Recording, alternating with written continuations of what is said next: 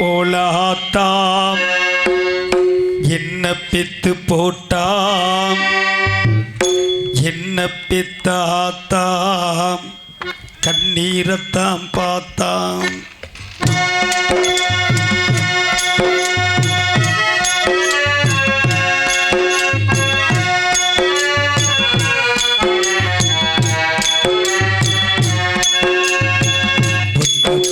போலாத்தாம் என்ன பெத்து போட்டாம் நம்மள பெத்தாத்தாம் கண்ணீரத்தாம் பார்த்தாம் சொல்லி சொல்லி யாராது சொன்னால் துயர் தீராது சொல்லி சொல்லி யாராது சொன்னால் துயர் தீராது பொன்ன போலாத்தாம் என்ன பெத்து போட்டாம் என்ன பெத்தாத்தா கண்ணீரத்தாம் பார்த்தாம்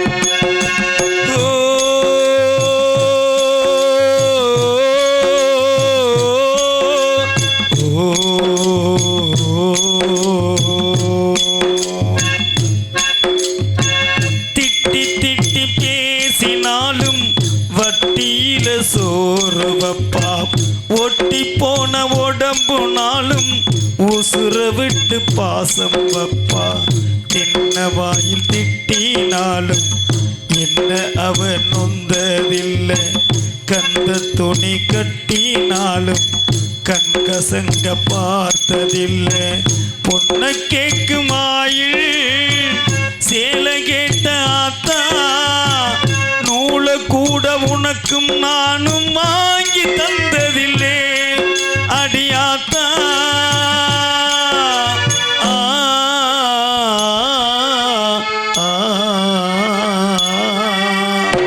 உன்ன போலாத்தா என்ன பெத்து போட்டா நம்மள பெத்தாத்தா கண்ணீரத்தான் பார்த்தா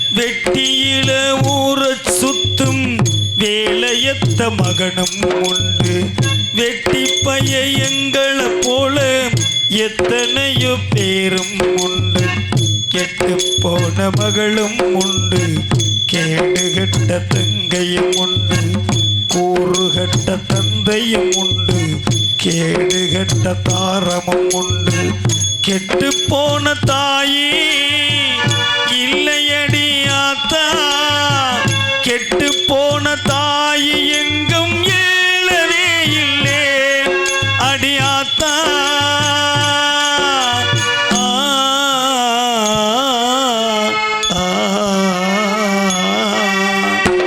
பொன்ன போலாத்தா என்ன பெத்து போட்டா நம்மள பெத்தாத்தா கண்ணீரத்தாம் பார்த்தா சொல்லி சொல்லி யாராது சொன்னால் துயர் தீராது சொல்லி சொல்லி யாராது சொன்னால் துயர் தீராது பொன்ன போலாத்தா என்ன பெத்து போட்டா என்ன பெத்தாத்தா கண்ணீரத்தாம் பார்த்தா கண்ணீரத்தாம் பார்த்தா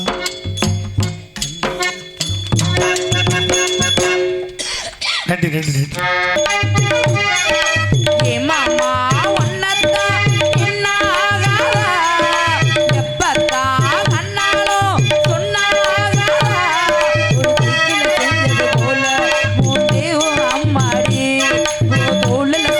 போல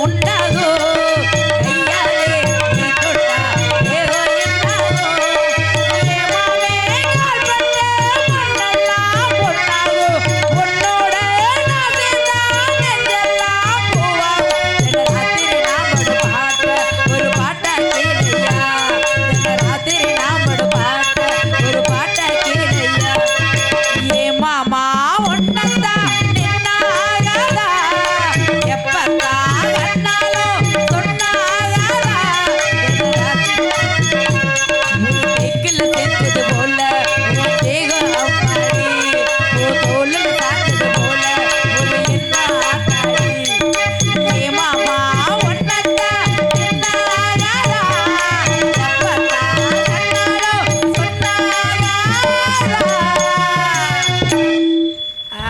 மாமா கண்ணே என்ன மாமா நம்ம இடத்துக்கு சரி அந்த அவர் வந்திருக்கார். அவர் வர்றதுக்கு முன்னாடி மாமா நான் உன்னை கேள்விப்பட்டேன். என்னத்தே? நஞ்சைனா என்ன மாமா, புஞ்சைனா என்ன மாமா? உனக்கு தேவை புஞ்சையானு கேட்குறேன். இல்ல மாமா அப்ப அதை சொல்லிட்டு இருந்தாங்க. நஞ்சைனா நஞ்ச அப்படின்னாங்க.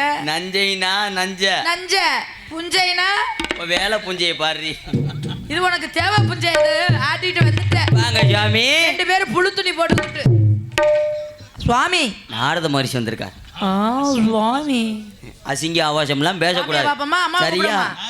ஆமா, நாகரிகமா டிசிப்ளின் முக்கியம். வாங்க சுவாமி. பிரம்மச்சாரி பிரம்மச்சாரி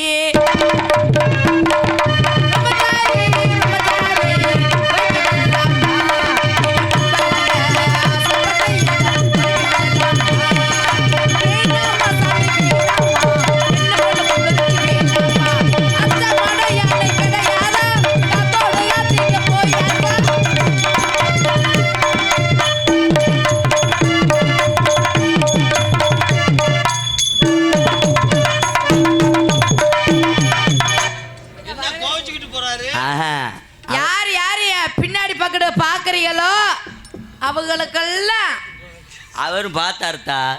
அவர் ஆந்திரா பானர் கொண்டு வந்தாரு. அதுவும் ஜேரா இந்த மிருதங்கார பாக்குறாரு. சரி, நாரதர் ஒரு மாதிரி பாக்குறாரு. இதெல்லாம் விட எங்க சித்தப்பே என்ன காரணம்னு கேளுறாரு. என்னோட நம்ம மகளுக்கு இத்தத்தண்டியானு அறிந்தது அறியாதது, நடப்பது நடக்க போவது, புரிந்தது புரியாதது, உலகம் சுற்றி வரக்கூடிய நாரத மகரிஷி அவர். அப்படியா?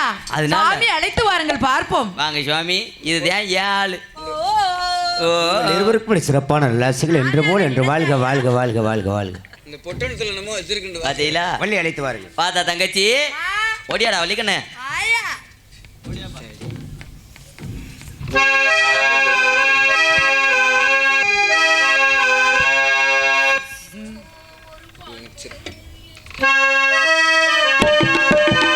ஏதோ ஒரு பாட்டு என் காதில் கேட்கும் கேட்கும்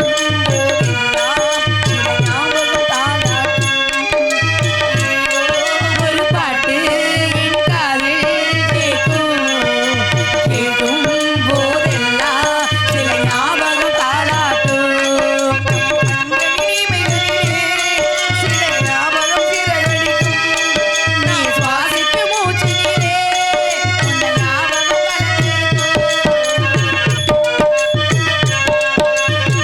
ஞாபகங்கள் மலையாகும், ஞாபகங்கள் உடையாகும். ஏதோ ஒரு பாட்டு நம் காதில் கேட்கும் கேட்கும் போதெல்லாம் சில ஞாபகம் தாளாட்டும்.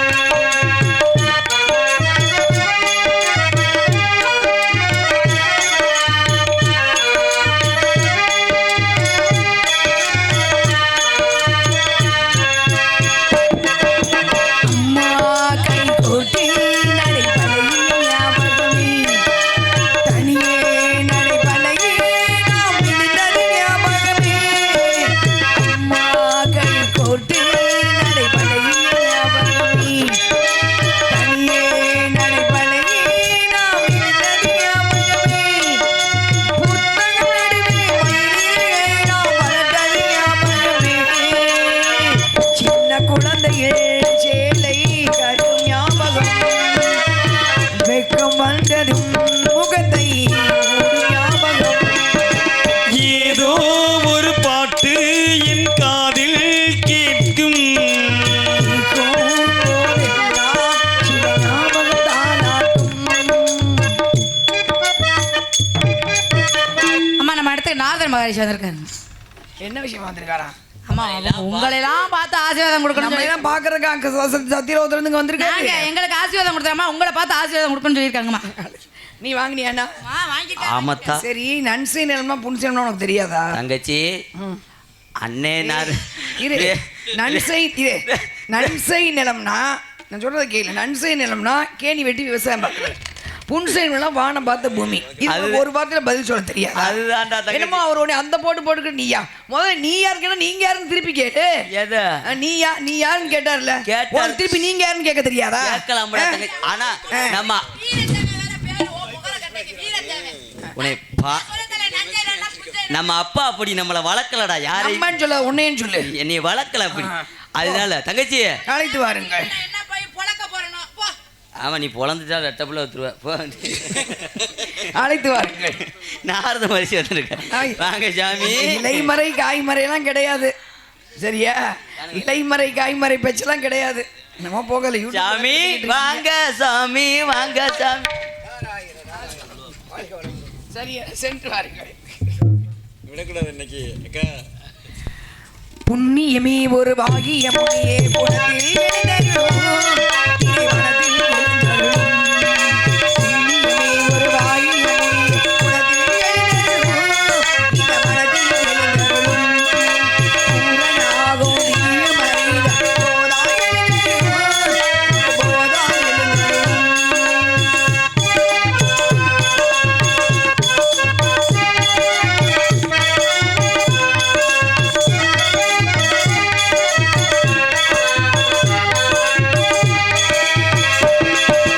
ஆகமயாவும் விதியும் அறிந்த அன்பே எழுந்தருளும். இந்த வனத்தில் எழுந்தருளும். ஆகமயாவும் விதியும் அறிந்த அன்பே எழுந்தருளும். இந்த வனத்தில் எழுந்தருளும். புண்ணியமே ஒரு வாழிய முனிய குணத்தில் எழுந்தருளும். இந்த வனத்தில் எழுந்தருளும். இந்த வனத்தில் எழுந்தருளும். காந்தள் ஆம்பல் அனிச்சம் குவளை குறிஞ்சி வெச்சி செங்கோடு வெறி தேமா செம்மணிப்பூ பெருமூங்கிற்பு கூவிலம் இரளாம்பு மராமரப்பு களிரம் வடவளம் வாகை வெட்பாலை எருவை சேர்விலை கருவிலம்பு வான் பயணி குரவம் பச்சிலைப்பூ மகிழம்பு காயாம்பு ஆவாரம்பு சிறுமுங்கிற்பு சூரைப்பூ பூளைப்பூ குன்றிப்பூ குறுங்கிளை மருதம் கோங்கம் மஞ்சாடி திலகம் பாதிரி செருந்தி அதிரல் செண்பகம் கரந்தை காட்டுமல்லி மாம்பு தில்லை குள்ளை முல்லை பிடலை செங்கருங்காலி வாழை வள்ளி நெய்தல் தாளை தளவம் தாமரை ஞாழல் மவ்வல் கொருடி சேமல் செம்மன் வெண்கோமல் கைதை சுரபுன்னை காஞ்சி கருங்குவளை பாங்கர் மரவம் தனக்கம் சங்கை கருணச்சிப்பு தும்பை துளாய் நந்தி நரவம் பகனை பலாசம் அசோக வஞ்சிபத்திரிகம் கொன்றை இலவம் அரும்பு ஆத்தி அவரை தாந்தோன்றி புன்னாகம் பாரம் பீர்க்கம் குறுக்கத்தி சந்தனப்பு அகிர்ப்பு நாகாந்தப்பு நாகார்ப்பு நன்னரில் நரி வேங்கை எருக்கு குருந்தம் புன்னை பாலை செங்குரளி மொத்தம் 99 மலர்கள். குறிஞ்சி பாட்டில் கபிலர் பதிவு செய்த மலர்கள். இது கண்டிப்பாக நம்ம எல்லாருக்கும் தெரிஞ்சிருக்கணும். ஏன்னா கபிலருக்கு நம்ம ஒரு நன்றி. இந்த பாட்டை இந்த 99 போய் நீங்கள் தெளிவாக பிள்ளைகளுக்கு சொல்லி கொடுத்தீங்கன்னா இந்த உச்சரிப்புகள் சரியாக வரும், தெளிவான பேச்சுகள் வரும். அது மட்டும் இல்லை, இந்த பூக்களுக்கும் மண்ணில் உள்ள மக்களுக்கும் சம்பந்தம் உண்டு. ஒவ்வொரு பூக்களுக்கும் ஒரு மருத்துவ குணம் உண்டு. இதெல்லாம் இப்போ நம்ம தெரியாமல் இல்லை இருக்குது, அப்படியே ஒதுக்கி வச்சுக்கிட்டே வர்றாங்க, அவ்வளோதான். இந்த மலர்களுக்கும் மன்னர்களுக்கும் சம்பந்தம் உண்டு, மலர்களுக்கும் முனிவர்களுக்கும் சம்பந்தம் உண்டு, இந்த மலர்களுக்கும் எனக்கும் சம்பந்தம் உண்டு. இந்த மலர்களை தூக்கி தான் உங்களுக்கு வரவேற்பு கொடுக்கணும். பூக்கள் இல்லாத காரணத்தால் பூக்களின் பெயர்களால் உங்களுக்கு வரவேற்பு கொடுத்த சாமி, வாருங்கள், ஆசீர்வாதம் கூறுங்கள். அம்மா நல்லாசிகள் பல மெய்தான் அரும்பி விதித்து கைதான் தலை வைத்து கண்ணே ததும்பி கருத்து முடித்த கண்மணியே காவிய பொன்மணியே. அருமையான வணக்கம், அழகான வணக்கம், அன்பான வணக்கம், இதமான வணக்கம், இனிமையான வணக்கம். இன்றைய வணக்கம் இந்த இடத்தை அலங்கரிக்கக்கூடிய அளவிற்கு அதி அற்புதமாக இருக்கிறது. என்னை வரவேற்று உன்னை வாழ்த்துவதன் கடமை அல்லவா? ஆகையால் பூப்போலே புன்னகையில் உலகினை கல்லேனம்மா, பூப்போலே புன்னகையில் பொன்னுலகினை கண்டேனம்மா, என் கண்ணே கண்ணில் மணியே என் உயிரே உயிரில் ஒளியே.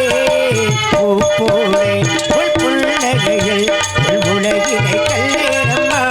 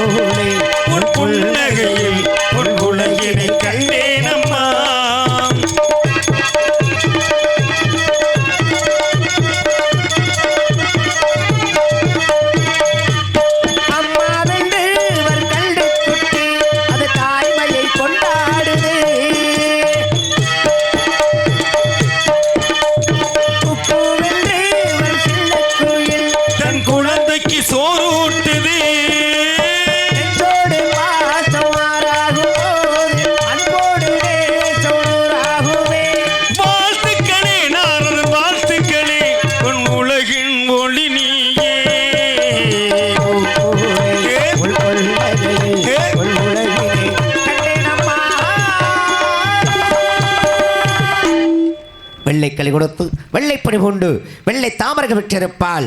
வெள்ளை அரியாசனத்தை எண்ணெய் அரசோடு சரியாசனத்தை வைத்த தாய் என்ன பெருமை கூறிவிடலாம். கலமைகள் அருளால் கவிபாடும் வல்லமை பிறந்திய பெண்மகளே, என் நாளிலத்தின் நன்மகளே, நீ வாழ்க, என் குலம் வாழ்க, குமரக்கடவுள் திருவருளால் சிறப்பான வாழ்க மகளே. அம்மா உம்மிடம் சில விவரங்கள் கிட்ட தெரிந்து கொள்ளலாம் நினைக்கின்றேன். இதோ அற்புதமான இந்த இடத்தில் இன்று நான் உங்களை சந்தித்ததில் பெருமை அடைகிறேன் சுவாமி. நல்ல ஒரு வாழ்த்து பாட்டு என்ன பாடுறாங்களோ அதுலேருந்து நான் பேச்ச ஆரம்பிப்பேன். தேவையில்லாத பேச்சுக்கள் கிடையாது. நம்முடைய கதையின் கதாபாத்திரத்தின் சாரம்சத்தை தவிர வேறு எதுவும் நம்ம பேசுறதுக்கு நமக்கு முதல்ல அனுமதி கிடையாது. அதை முதல்ல நம்ம தெரிஞ்சுக்கணும். அப்போ பூ போன்ற உன் புன்னகையில் உலகத்தை கண்டவர்கள் யார்? புன்னகையில் உலகத்தை கண்டது யசோதை. கண்ணன் சிரிக்கிறாரு, அவ்வளோ சேட்டை, பயங்கரமான சேட்டை பண்ணோம், கருன்னு அந்த சேட்டை ரசிக்கணும். குழந்தை தான், ரசிக்கிறதுக்கு தான் குழந்தை. அப்போ என்ன பண்ணுறாங்க, அந்த எப்போ பார்த்தாலும் என்ன பண்ணுறான், அந்த புள்ள சேட்டை பண்ணிட்டு அதை பண்ண இதை பண்ண உரிய உடைக்க வெண்ணெயை திருடிங்க எல்லாரும் போய் தண்ணியை திருடி மார்க்கும். யசோதை கோவம் உட்காந்து தயிர் கடைஞ்சிட்டு இருக்காங்க. இந்த தாலியில் பானையில் தயிர் கடையும். நாட்டு பசுவின் தயிரை கடைஞ்சி அந்த வெண்ணெய் எடுத்ததை உருக்கி குழந்தைகளுக்கு கொடுத்தோம்னா கேன்சர் நோய் வராது. இன்னைக்கு டைமே இல்லை. 10 ரூபா பாக்கெட் வாங்கி சாப்பிட்டுக்கிட்டு இருக்கோம், தயிர் பாக்கெட்டு, சரிங்களா? அப்போ அந்த மண்பானையில் நம்ம கடைஞ்சிக்கிட்டு இருக்காங்க. பிள்ளைங்கெல்லாம் ஓடி வருது, மாமி யசோதா மாமி கண்ணை மண்ணு தின்னுட்டுருக்கான் அப்படின்னு சொல்ல கோவம் வந்துச்சு யசோதைக்கு. ஒரு வேளை செய்ய விட மாட்டேங்கிறியே நீ அப்படின்ட்டு மற்ற எடுத்துகிட்டு போகிறாங்க. இந்த தயிர் கடைவை மத்து அதை எடுத்துகிட்டு போய் வாங்கி தரடா, இவ்வளோ சேட்டை பண்ணுற நீன்னு இப்படி உம்முன்னு சிரிச்சுக்கிட்டே நிற்கிது கண்ணன். ஒரு அழகு தான் அது. அப்போ ஓங்கி அடிக்க போகிறாங்க மற்ற வச்சு. ஆன்னு சிரிச்சுக்கிட்டே வாயை திறக்குது. உள்ளே பார்த்தா பிரபஞ்சம், 9 கிரகங்கள், சூரியன், சந்திரன், புதன், வெள்ளி, சுக்கிரன், ராகு, எல்லா கிரகங்கள். அதில் பூமியில் கண்ணன் நிற்கிறாரு. யசோதை இந்த மற்ற எல்லாமே தெரியுது. அப்போ தான் பார்த்தானா, உன்னுடைய புன்னகை நான் உலகத்தை பிரபஞ்சத்தை கண்டேனடா, உன்னை வயிற்றில் சுமக்கிற பாக்கியம் எனக்கு கிடைக்கலையே, வளர்க்குற பாக்கியம் என்னடா கிடைச்சிச்சு அப்படின்னு அன்று கண்ணனின் புன்னகையில் உலகத்தை அதிசய அண்ட சராசத்தை கண்டு ரசித்தவள் யசோதை. இன்று குழல் இனிது யாழ் இனிது என்பர் தன் மக்கள் மலை சொல் கேளாதவர். குழல் இனிது மங்கலாம் அதெல்லாம் கிடையாது. குழந்தை தத்தக்கா புத்தக்கான்னு பேசுது பாருங்க, அதுதான் இனிது. வீட்டில் வெளியில் போயிட்டு கவலையோடு வரும்போது அப்பா அப்படின்னு வரும், தத்தக்கா புத்தக்கான்னு அது பாசையில் பேசுவோம். அதை நம்ம ரசிக்கணும், அதுக்கு பதில் சொல்லணும். ஆனால் இன்று நேரம் இல்லை. எல்லாரும் என்னைக்கு கையடக்கமாக ஒரு கையில் வந்துச்சோ அதாவது பார்த்துட்டு பிள்ளை பேசுகிறத கேட்குறதே கிடையாது. அதுக்கப்புறம் அதை கொண்டு 1.5 வயசுலேயே கொண்டு பள்ளிக்கூடத்தில் விட்டுறது. எனக்கு என்ன பள்ளிக்கூடம் ப்ரீகேஜியா இன்னும் நிறைய வருது. இல்லை அதெல்லாம் முடிஞ்சு, அதெல்லாம் அந்த காலகட்டம் யூகேஜி எல்கேஜிலாம் முடியாது. அதுக்கப்புறம் இப்போ புதுசாக வந்துச்சு ப்ளே ஸ்கூல். 1.5 வயசுலேயே கொண்டு விட்டுறது. ரொம்ப தொல்லையில் பிள்ளை கொண்டு விட்டுறா அவங்க பேசக்கூடாது. அது அப்போ தான் பேச ஆரம்பிக்கும். தத்தக்கா புத்தக்கான்னு சிரிக்கும். ஒரு நாளைக்கு 200 தடவை சிரிக்கும் குழந்தைகள், சிரிச்சுக்கிட்டே இருக்கும். அப்போ சிரிக்க ஆரம்பிக்கும். பேசக்கூடாது, பேசாத, போய் அமைதியாக உட்காரு. அது அப்போ தான் பேச ஆரம்பிக்கும் போது அதை பேசாத அடக்கி வச்சா அந்த குழந்தை எப்படி சமூகத்தில் எதிர்கொள்ளும் பிரச்சனையை சொல்லுங்க. தொட்டு பேசுவோம் வாங்க, ஒரு கலந்தாடு மன்ற மாதிரி ஏற்படும். எப்படி பேசுறது குழந்தை? பேசாது, பயப்படும். சமூகத்தை எதிர்க்கிறதுனால முடியாது. அது பெண் குழந்தைகள் கேட்கவே வேணாம். தான் பிரச்சனையை வெளியே சொல்லவே பயப்படுங்க. அதுக்கு அவ்வளோ பிரச்சனை இருக்கும். வளர பிரச்சனை வளர்ந்துக்கிட்டே போகும். எல்லா இடத்துலையும் பிரச்சனை இருக்கும். பள்ளிக்கூடத்தில் பிரச்சனை, வாதியாட்ட பிரச்சனை, கடைக்கு போனால் பிரச்சனை, அங்கே போனால் பிரச்சனை. அப்போ அந்த பிரச்சனையை வெளியே சொல்லாது, பயந்துக்கிட்டே. நம்ம தான் 1.5 வயசுல பேசக்கூடாதுன்னு சொல்லி இஷ்டமே. பேசணும், பேசுவதை கேட்கணும். பிறர் பேசுவதை நம்ம காது கொடுத்து கேட்டோம்னா பிரச்சனைகள் தீரும். அது மாதிரி அந்த புன்னகை என்ற உலகத்தை கண்டவள் யசோதை. அது மாதிரி கர்ணன் கடைசி நேரம் அவருடைய புன்னகை கடைசி உயிர் பிரியுது. அவரோட புன்னகையில் விஸ்வரூபத்தை பார்க்குறாரு. நிறைய இருக்குது பிரச்சனை, நிறைய விஷயங்கள் இருக்குது. அது மாதிரி குழந்தைகளின் சிரிப்பில் ஏழையின் சிரிப்பில் இறைவனை காண்போம். ஒருத்தருக்கு யாருக்கா ஒரு தானம் பண்ணுங்களே. ஒரு ரொம்ப கஷ்டப்பட்டு இருக்கும்போது, சாப்பாடு இல்லாமல் இருக்கும்போது ஒருவேளை சாப்பாடு போடுங்களே, அவங்க முகத்தில் ஒரு புன்னகை வரும் பாருங்க, அதுதான் தெய்வம், வேறு ஒன்றும் கிடையாது. ஒன்றுமே இல்லாதவங்களுக்கு நீங்கள் தேடி போய் அன்னதானம் பண்ண வேணாம். நம்ம வீட்டு பக்கத்தில் ஒருத்தர் கஷ்டப்பட்டுக்கிட்டு இருப்பாங்க, தண்ணி கூட இல்லாமல் இருப்பாங்க, அவங்களுக்கு அந்த தேவையை அறிஞ்சு கொண்டு கொடுங்களே, அவர்கள் புன்னகை புரிவார்கள் பாருங்க. அந்த புன்னகையில் அந்த கண்ணில் ஒரு நன்றி தெரியும் பாருங்க. அதில் நமக்கு தெய்வத்தை உணரலாம் நம்ம. அப்போ அந்த புன்னகை என்பது மிகச்சிறந்த பெண்ணுக்கு நகை தேவையில்லை. புன்னகை அப்படிங்கிற புன்னகை தான் புருஷனோட கவலை போயிடும். புருஷன் வெளியே போயிட்டு வீட்டுக்குள்ள வரும்போது பெண்மகள் மனைவி புன்னகையோடு நிற்கணும். வாங்க என்ன பிரச்சனைன்னு பார்த்துக்கலாம். கொட்டு மூஞ்சியை குரங்கு மாதிரி வச்சுருந்தா எப்படி பிரச்சனை தீரும்? புருஷன் இன்னும் கொஞ்சம் தான் கவலை போயிடும். பெண்மகள் சிரித்தால் கவலை தீரும், கணவனின் கவலை தீரும். விடுங்க பார்த்துக்கலாம், என்ன பெரிய தலை போகிற காரியமா, போனால் போயிட்டு போகுது, நாளைக்கு பார்த்துக்கலாம்.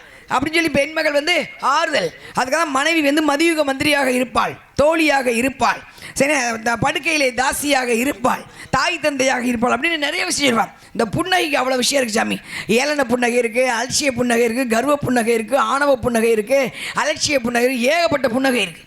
புன்னகை, அந்த புன்னகையை தெரிஞ்சு நம்ம அதுக்கு ஏற்ற மாதிரி நடந்தோம்னா நம்ம வாழ்க்கை சிறப்பாக இருக்கும். ஒரே ஒரு விஷயம் சொல்லிட்டு முடிச்சுக்க, அவர் நல்லா பேசக்கூடியவர், பாடுவார், நல்லா தெரிஞ்சுக்கிட்டீங்க, பேசட்டும் கொஞ்சம் சரிங்களா. பேசணும், வள்ளிதத்தை பேச சொல்லியிருக்காங்க, இல்லைன்னா வள்ளிதத்தை நிப்பாடி சொல்லிட்டாங்க, அவ்வளோதான்.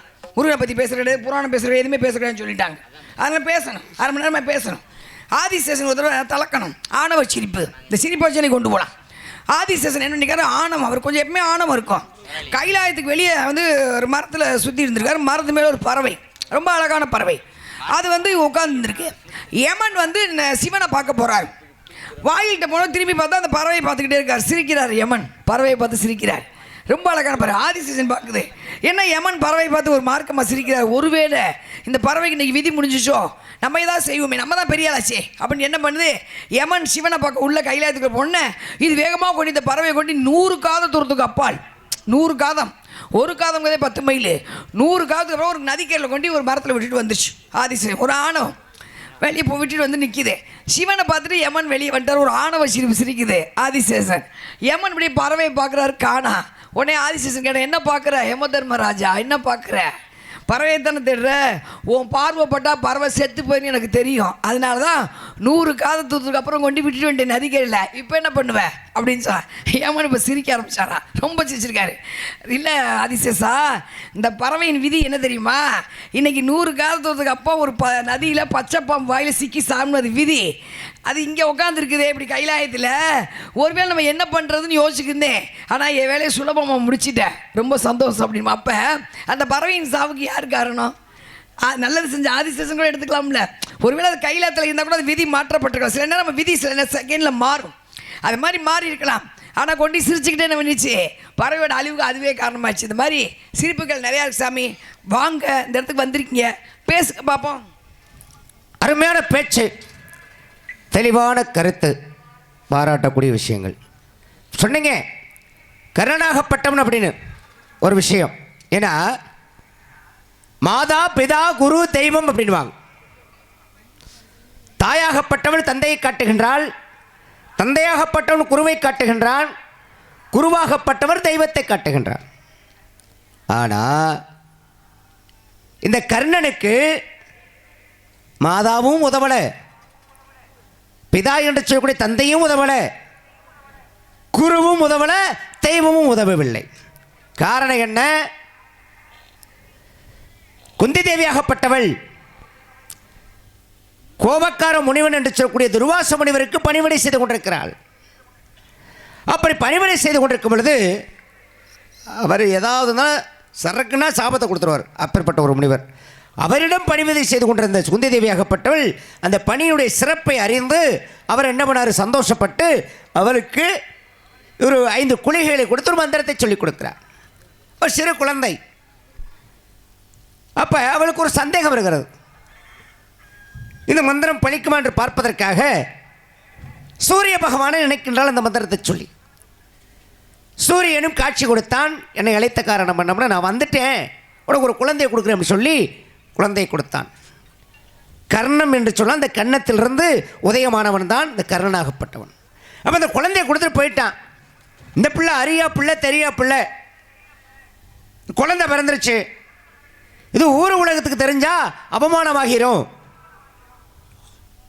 அப்படின்னு நினைத்து என்ன பண்ணா, ஒரு பட்டு துணியில் வச்சு ஒரு பேழையில் வச்சு ஆற்றுல அனுப்பிவிட்டான். அந்த குழந்தையை அதிரதன் என்று சொல்லக்கூடிய தேரோட்டியாகப்பட்டு எடுத்து வளர்க்கின்றான். அந்த இடத்துல அந்த தாயாகப்பட்டவள் கொடை வள்ளல் என்று சொல்லக்கூடிய கர்ணனுக்கு உதவவில்லை, ஆத்தோடு அனுப்பிவிட்டான். சரி, குழந்தையை கொடுத்துட்டு போனவன் தான் சூரிய பகவான். அவன் ஏதாவது அவனுக்கு வித்தைகளை ஏதாவது கற்றுக் கொடுத்தானா, ஏதாவது ஒரு சின்னஞ்சிற உதவிகள் செய்தானா, அதுவும் கிடையாது. அப்போ அந்த கர்ணனுக்கு அந்த தந்தையும் உதவவில்லை. சரி, குருவாகப்பட்ட பரசுராமனை குருவாக ஏற்றுக்கொண்டு போய் வில்வத்தை கற்றுக் கொண்டிருக்கிறார்.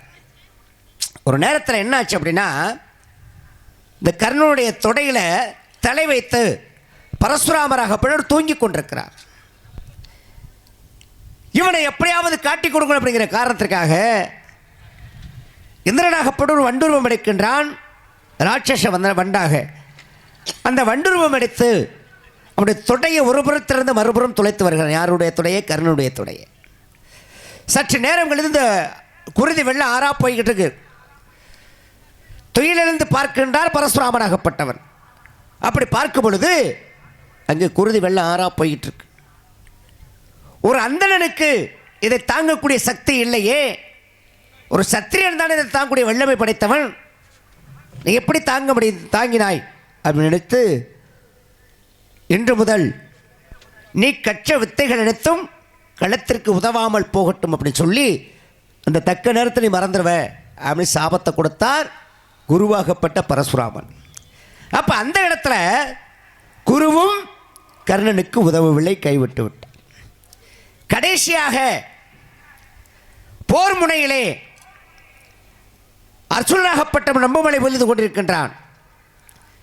எத்தனையோ அம்புகள் கர்ணன் மேலே பாய்ந்து கொண்டிருக்கிறது. ஆனால் உயிர் மட்டும் போகவில்லை. காரணம், தர்ம தேவதையாகப்பட்டவள் தாங்கி பிடித்துக் கொண்டிருக்கிறாள். அப்போ அர்ஜுனன் பார்த்து கண்ணனை கேட்குறான், கண்ணா எத்தனையோ அம்புகள் போட்டேன், ஆனால் கர்ணனுடைய உயிர் போகலையே, என்ன காரணம் அப்படின்னு கேட்குறான். அப்போ தான் கண்ணன் சொன்னார் அர்ஜுனனை பார்த்து, அர்ஜுனா சற்று பொறு அப்படின்னு அந்த தேரிலிருந்து இறங்கி கர்ணனிடம் செல்கின்றார். கர்ணனிடம் சென்று கண்ணனாகப்பட்டவன், கர்ணா நீ செய்த புண்ணியங்கள் அனைத்தையும் எனக்கு தானமாக கொடு. கேட்டு பெறுவது தானம், கேட்காமலே கொடுக்கக்கூடியது தர்மம். இதுதான் தர்மத்துக்கும் தானத்திற்கும் உள்ள வித்தியாசம். அப்போ கேட்டு பெற்றான், நீ செய்த புண்ணியங்கள் அனைத்தையும் எனக்கு தானமாக கொடு அப்படின்னு.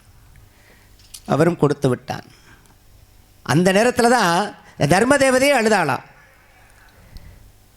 ஏன்னா தர்மத்தில் சிறந்தவன் கொடை வள்ளல் அப்படின்னு சொல்லக்கூடிய வகையில் எனக்கு ஒரு மகன் இறந்தான், அவன் இப்பொழுது அழியப் போகிறானே அப்படி சொல்லி அவள் அழுது புலம்பினாளாம்.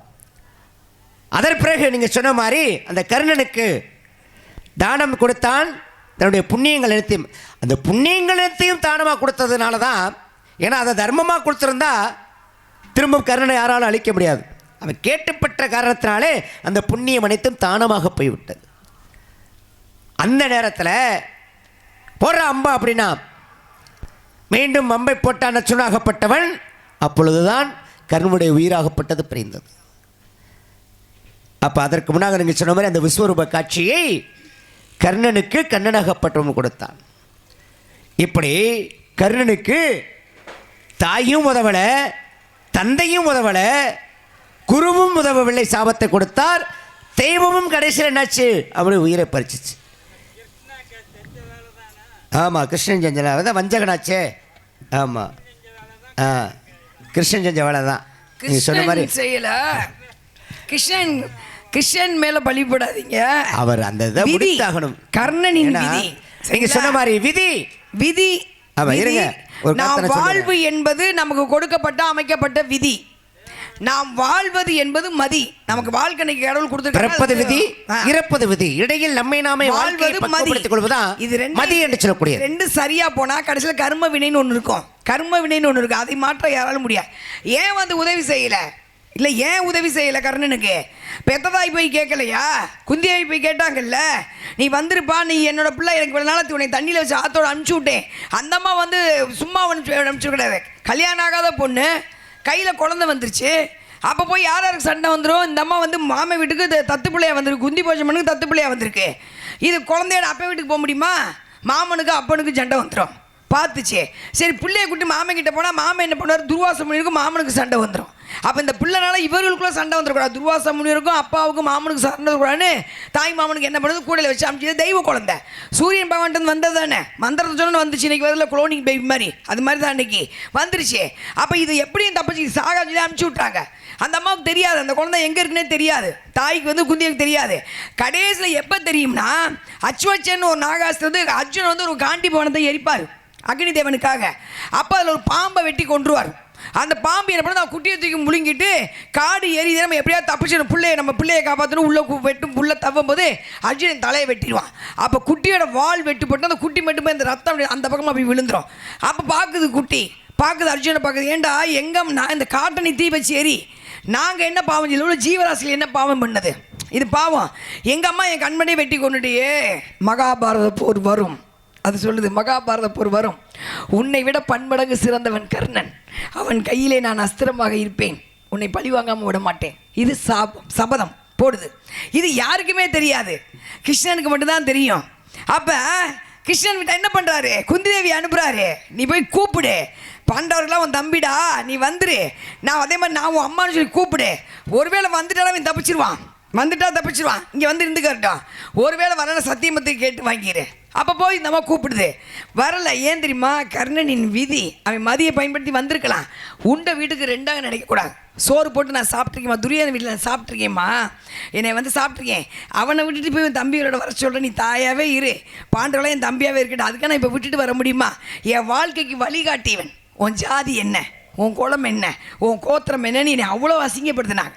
எங்கே இந்த மாதிரி சபையில் வச்சு எல்லாரும் அசிங்கப்படுத்தும் போது துரியோதனன் வந்து அவன் கிரீடத்தை கொண்டாந்து என் தலையில் வச்சு என்னை அங்கதேசத்துக்கு மண்ணுனாக்குனான். இதை விட ஒன்று வேணுமா, நீங்கள் துரியோதனன் 1000 கெட்டவனா வந்து போட்டோம், ஆனால் என்ன பொறுத்தவரைக்கும் ஒரு நல்லவர் தான். அதனால் எப்படி நான் வந்து என் வாழ்க்கைக்கு வழிகாட்டணும், எப்படி நான் விட்டுட்டு வர முடியும்? இன்றைக்கி நம்ம வாழ்க்கைக்கு வழிகாட்டணும், நம்ம ஒரு காலம் மறக்கக்கூடாது, பழி எடுக்கக்கூடாது. அது ஒக்கர் கேட்டா பானுமதி, துரியோதனன் பொண்டாட்டி பானுமதி நானும் சொக்கட்டா விளையாடிக்கிட்டு இருக்கான். என்ன 2 பேர் விளையாடி நான் அந்த அம்மா தோத்துக்கிட்டே நான் ஜெயிச்சுக்கிட்டே. இப்போ துரியோதனே இல்லை, 6 மணிக்குள்ள வெளியில் போயிட்டார், வந்துக்கிட்டு இருக்காரு. இந்த அம்மா என்ன பண்ணுறது, புருஷனை பார்த்தோன்னா எந்திரிக்குது, சபையில் உட்காரக்கூடாது. இப்போ மாதிரி கால் மேலே கால் போட்டு உட்காந்து, அப்பெல்லாம் அப்படி கிடையாது. ஆனால் இவர் என்ன பண்ணுறார், கர்ணே, இந்த அம்மா தோற்று போய் தான் எந்திரிக்குன்னு ஆட்டத்தை தொடர்ந்து அப்படி சொல்லி கையை நீட்டுறாரு. இந்த விரல் பட்டு இடையில கிடந்த மேகலாபரணம் அந்த சிந்திது. எப்பேற்பட்ட ஆண்மனுக்கு கோபம் வரும். ஆனால் துரியோதனுக்கு சந்தேகம் வரல. தான் போல இடையில பட்டது அப்படின்னா நண்பன் கைப்பட்டு கொட்டிருச்சு அப்படின்னு என்ன பண்ணுறாரு, சிந்திய முத்துக்களை எடுக்கவா கோர்க்கவான ஆட்டத்தை தொடங்கன்னு சொன்னாமா அவர். எனக்கு சந்தேகப்படலை. அவனை விட்டுட்டு வர சொல்கிற, வரமாட்டேன். ஒரு மரணம் என்பது மனிதனுக்கு மானங்கெட்ட மரணமாக இருக்கக்கூடாது. மரணம் பிறப்பு எப்படி வேணாலும் இருக்கலாம், ஆனால் இறப்பு என்பது வந்து தவறான இறப்பாக இருக்கக்கூடாது. உன் பேச்சை கேட்டு நான் இங்கிட்டு வந்துட்டேன்னா, உன் பேச்சை கேட்டு நான் பாண்டவர் பக்கம் வந்து நான் செத்து போனால் என் மரணம் பேசப்பட மாட்டாது. ஆனால் துரியோதன பக்கத்தில் நான் இருந்தேன்னா என் மரணம் பேசப்படும். நன்றி மறக்காமல் கடைசி இன்ன வரைக்கும் பேசுகிறோம்ல, கர்ணன் இன்ன வரைக்கும் நம்ம பேசுகிறோம்ல, நன்றி மறக்காமல். அப்போ விதி, கர்ணன் இறக்க வேண்டும் என்பது விதி. எவ்வளவோ வாய்ப்பு இருந்தும் சந்தர்ப்பம் தான் அதை பயன்படுத்திக்கல. ஏன்னா விதி, நன்றி மறக்காமல் இருந்தார். இதை நம்ம மகாபாரத ராமாயணம் எதுக்கு பேசுகிறோம் அப்படின்னா, அதில் உள்ள நல்ல விஷயங்கள் நம்ம எடுத்துக்கிறதுக்காக தான். இப்போ அவங்கள பற்றி நம்ம தெரியாமல் இல்லை, நல்ல விஷயங்கள் எடுத்துக்கிறதுக்காக. இது மாதிரி நம்ம மகாபாரதம் பேசினா அஸ்வத்தம்மனுக்கு ஒரு புண்ணியம் கிடைக்கும். அது மாதிரி ராமாயணம் பேசினா ஆஞ்சநேய பெண் உட்காந்து கேட்பார், வந்து பின்னத்தில் வந்து உட்காந்து கேட்பார். அதுக்காக தான் புராணங்கள் பேசுவது, நம்மளை பக்குவப்படுத்துறதுக்கு. நல்ல விஷயங்கள் நம்ம வீட்டில் 1000 பிரச்சனை இருக்கும். இப்போ நீங்கள் மகாபாரத ராமாயணம் எடுத்து படிங்க, அதில் தீர்வு கிடைக்கும். இது செய்யக்கூடாது, இது செய்யணும் அப்படிங்க. அதுக்காக தான் இந்த மாதிரி விஷயங்களை பேச வச்சது. அப்போ கண்ணன் வந்து பேசாமல் ஒரு பக்கம் தானே இந்த நாடு நம்ம நாடாக இருந்திருக்காது நேரம். நீங்கள் எல்லோரும் கண்ணனை குறை சொல்கிறீங்க, இல்லை வஞ்சகண்ணு அது வெல்ல. துரியோதன பக்கம் வேண்டாம், அவர் துரியோதன சொந்தக்காரன், இவர் அத்தை பிள்ளை தான், அவர் அத்தை பிள்ளை தான், 2 பேரும் ஒன்று தான் இருக்கு. பானுமதி ரொம்ப தோழி இவருக்கு, யாரை விட, திரௌபதியை விட. ஆனால் காந்தாரோட அப்பா துருபதன், காந்தார தேசம், அந்த காந்தார தேசம் இந்த பாரத தேசம் ஒன்றா எனக்குன்னு அப்போ இருந்தே ஒரே போட்டி.